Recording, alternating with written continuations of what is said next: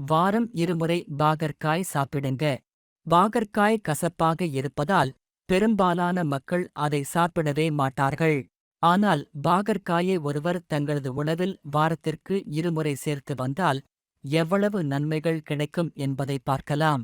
பாகற்காயை ஒருவர் வாரம் 2 முறை உணவில் சேர்ப்பது மட்டுமின்றி, ஜூஸ் தயாரித்து தேன் கலந்து வாரத்திற்கு 2 முறை குடித்து வந்தால் ஆஸ்துமா, நுரையீரல் அழற்சி போன்ற பிரச்சனைகள் வருவதை தடுக்கலாம்.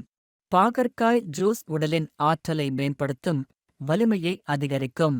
சர்க்கரை நோய் இருப்பவர்களுக்கு பாகற்காயை விட சிறந்த காய்கறி வேறொன்றும் இல்லை. ஆகவே சர்க்கரை நோயாளிகள் தங்களின் இரத்த சர்க்கரை அளவை குறைக்க அடிக்கடி பாகற்காயை உணவில் சேர்த்துக் கொள்ள வேண்டியது அவசியம்.